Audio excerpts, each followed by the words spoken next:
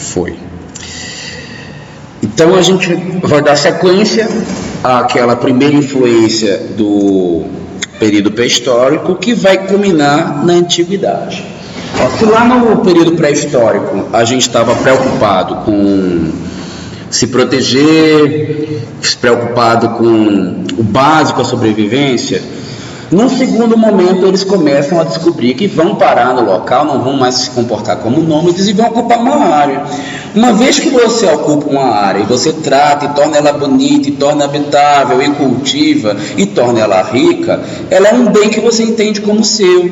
Mas só que quando você começa a perceber que antes você era nômade e ocupava áreas, você pode pensar, eu posso ocupar todas essas.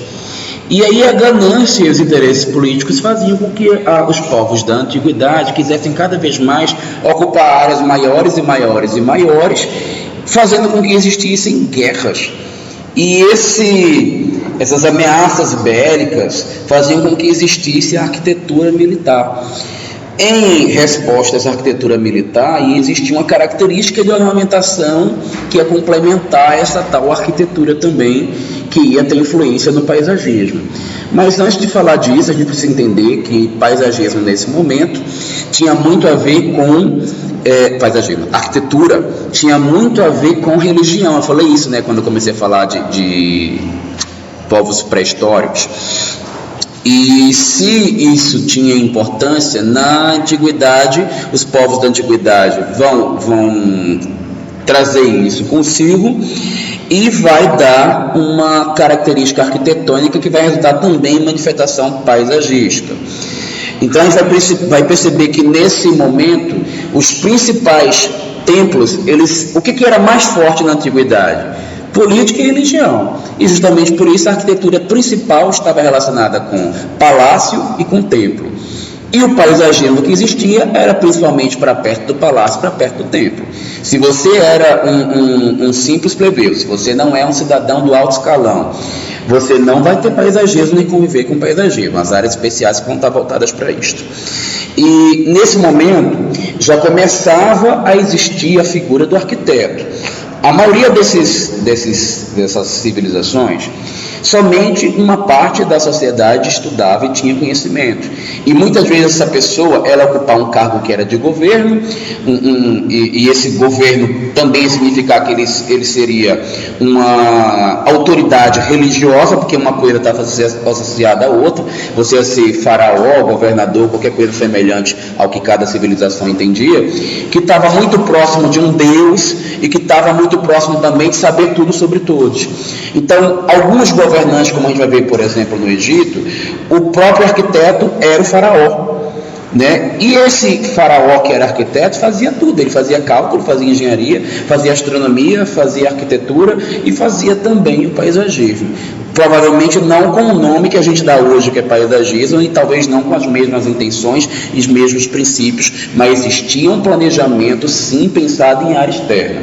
Cada civilização com um tipo de propósito, cada civilização com um tipo de resposta aos fatores que influenciavam o resultado que se buscava em termos de planejamento, mas todos tinham esse tipo de característica.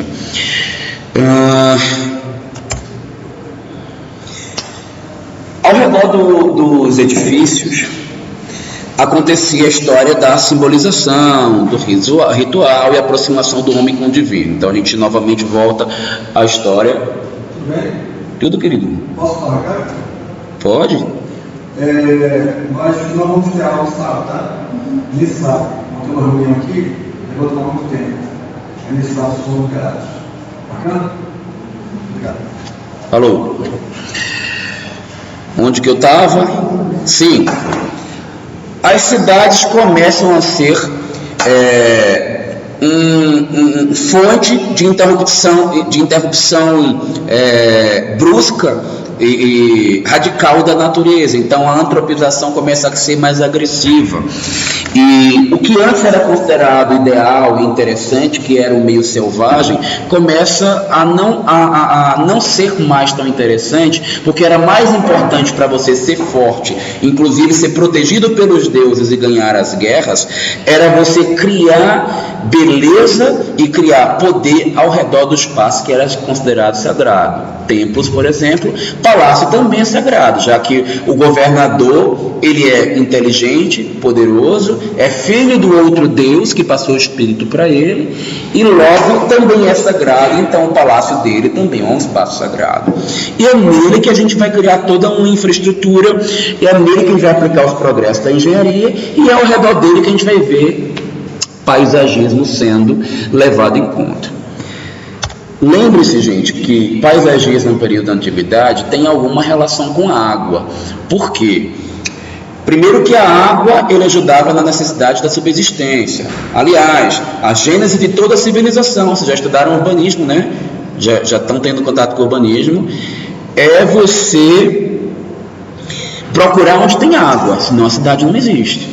Todas as cidades que existem, quer dizer, a grande maioria das cidades grandes ou antigas, elas estão no entorno de onde tem muita água, ou um rio grande, ou um lago grande, ou qualquer coisa semelhante, até porque o clima se torna mais favorável para a sobrevivência, para o cultivo, para uma série de outras coisas.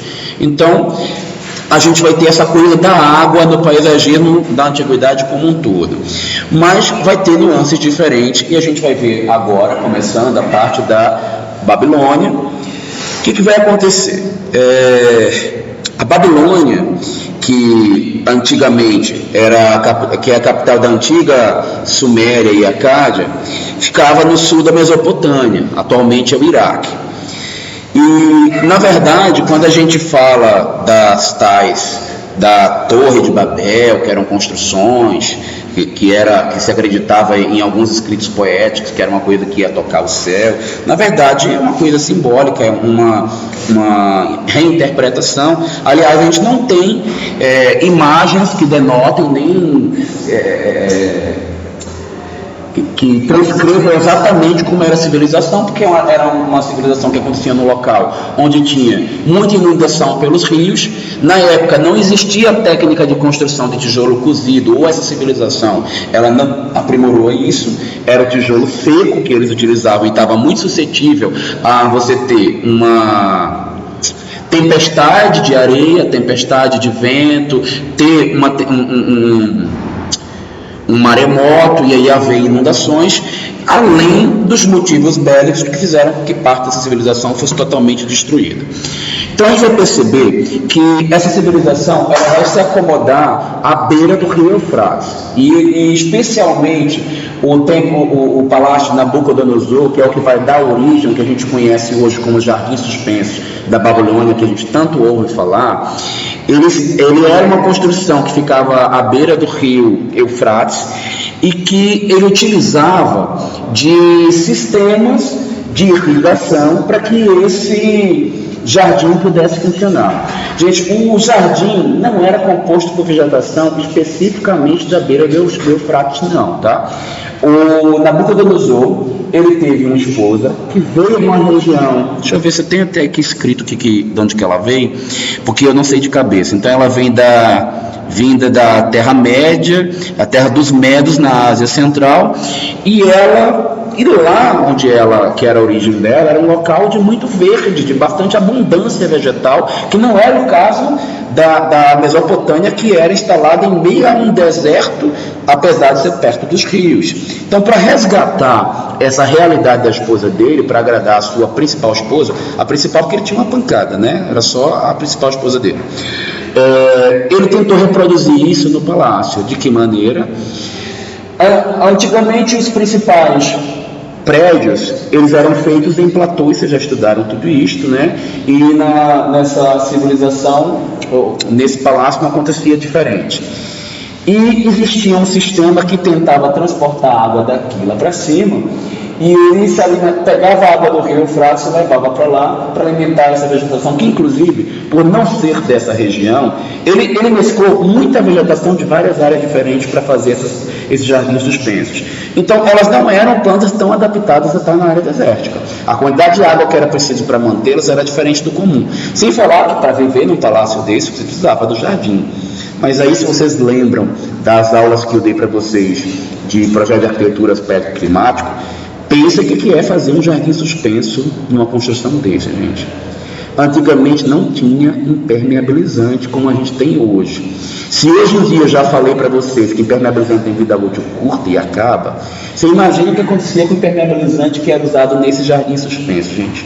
Viver dentro de um palácio desse devia ser uma nojeira tremenda, cheio de bichos, cheio de insetos, cheio de vazamento, água pingando podre para todo lado, porque acumula líquen aí nessas áreas, começa a pingar pelo fundo. Mas uma coisa legal, é dessa civilização que a gente herda o costume de impermeabilizar jardineiras, porque todas as outras antes deles utilizavam o próprio local e provavelmente perto de onde já tinha água para fazer suas plantações, ainda que fosse com interesses paisagísticos e não só de subsistência. Eles trabalhavam... Peraí, me deu um branco, deixa eu voltar para mim. Quem está assistindo em casa, que na outra aula ficou avisado que eu estou sem dormir hoje. Então hoje é meu dia de flash. Peraí. Eu estava falando da contribuição dessa civilização, que era o fato de impermeabilizar jardineiras, porque precisava ter jardim suspenso e precisava ser irrigado. Então a primeira contribuição que eu vou falar para vocês, que vem dessa civilização, gente, é a criação do betume, que foi um dos primeiros impermeabilizantes. Vai ter livro que vai dizer que fala asfalto, mas o processo de separação do asfalto, como a gente conhece vindo do petróleo, ele é um aprimoramento do que se fazia naquela época, que chegava mais no betume, que é o que a gente inclusive hoje conhece. Hoje a gente não usa comumente o betume para impermeabilização, mas usa. Vocês sabem por quê, né? Que o betume não é tão utilizado. A vida útil dele é mais curta, ele não é tão eficiente. Aí vai inclusive conhecer um poço de betume nas visitas, se a gente conseguir organizar ela, porque o meu escritório tinha um espelho d'água que era feito justamente impermeabilizado com betume, porque era uma tara do meu sócio. Então ele realizava as taras daí lá, que o terreno era dele, ele fazia isso. Mas os povos babilônicos, eles utilizavam betume para impermeabilizar. Não preciso avisar para vocês que a eficiência era mínima, né? O problema provavelmente era constante. Mas aí eu pergunto para vocês: como é que esses povos sobreviviam lá em cima no suspenso, se o Eufrates está lá embaixo? Como é que essa água chegava lá em cima no topo? Não. Cara, mas é praticamente uma cidade inteira lá em cima, e é centenas de jardins suspensos. Aí vai ter que ter escravo, nossa, é mais escravo para carregar água do que gente morando, né? É bem por aí, tá? Mas só que veja, escravo é lento, escravo adoece, escravo passa mal, escravo fica velho, escravo é problemático. A gente descobriu isso até aqui no Brasil, quanto mais lá atrás, né?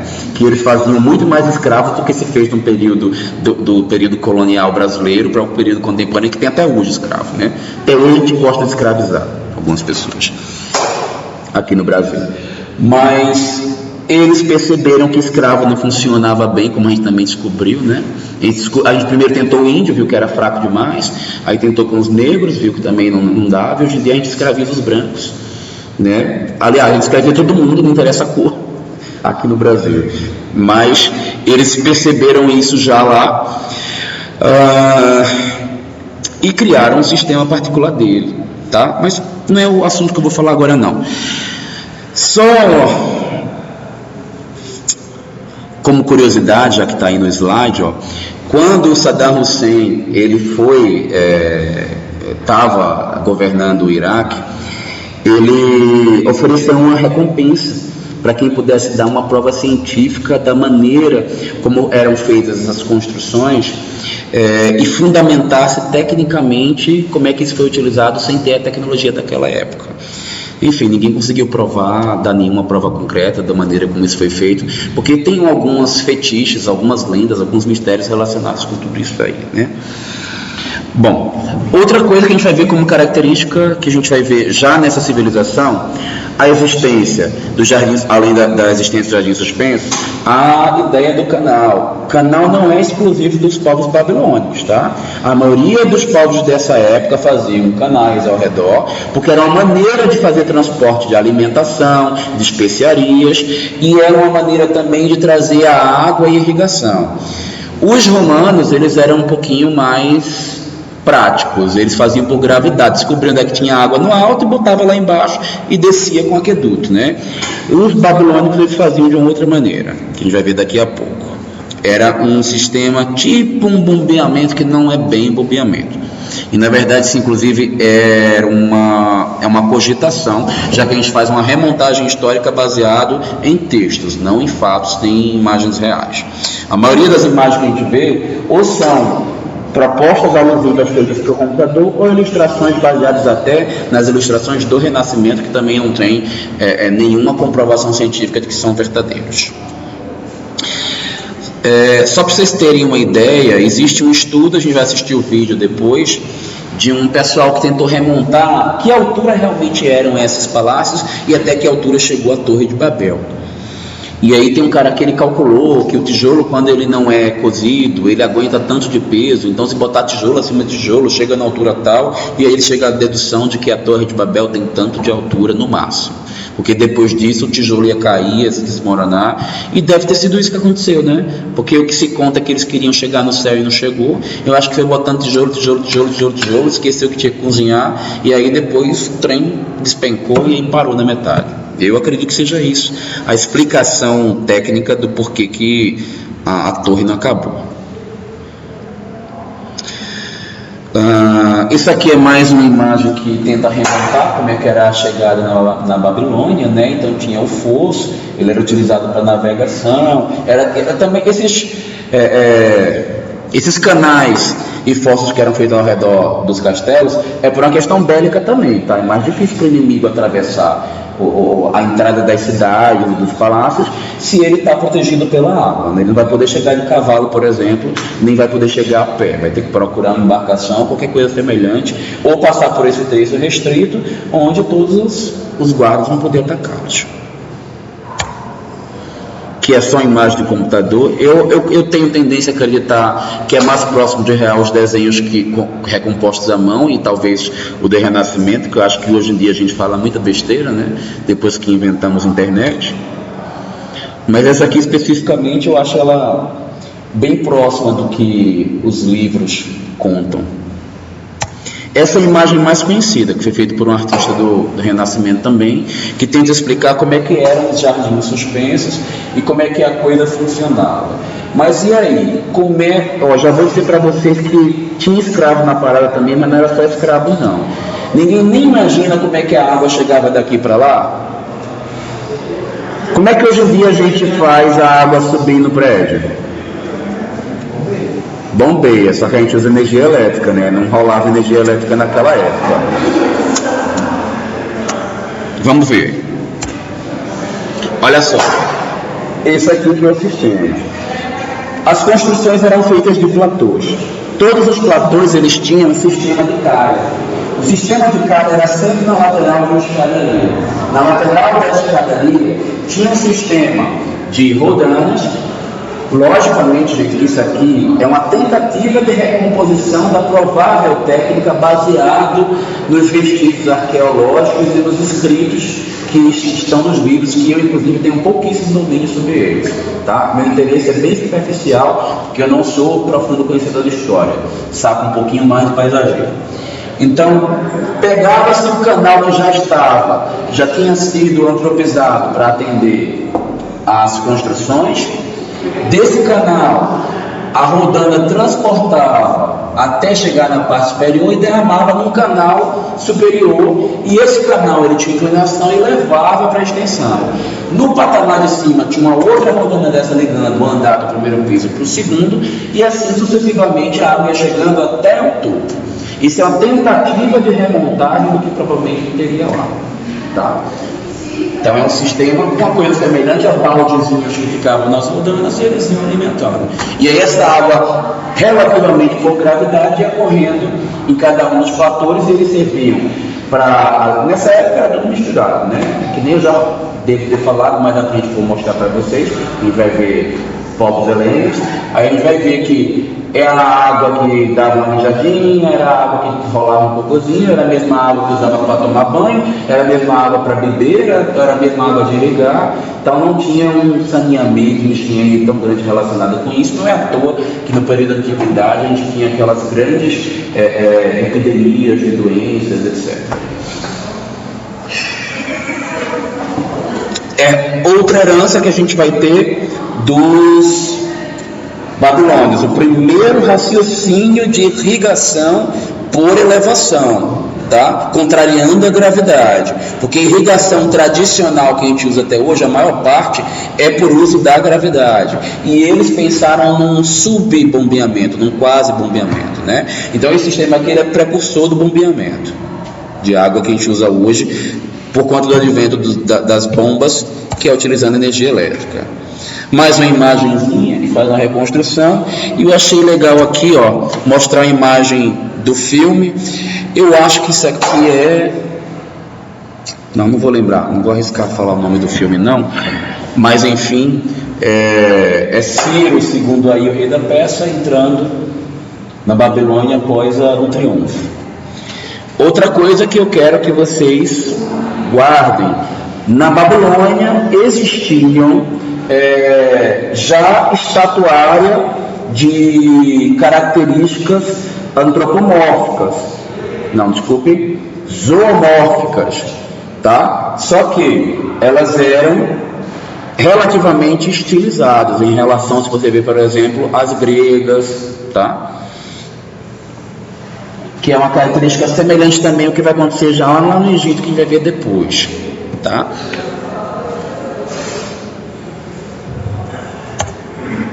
Aqui uma imagem alusiva também pintada por um pintor do Renascimento que tenta recompor, mas a gente sabe que tudo isso aqui são cogitações e possibilidades, né? Eles queriam tocar o céu, mas ninguém sabe se de fato, em exato, ela foi tão longe assim até onde que ela parou. Vamos dar uma paradinha aqui no Babilônia e a gente continua na próxima aula com povos helênicos. Na verdade, acho que a gente vai continuar com Egito, tá bom? E paramos, tá bom demais para hoje.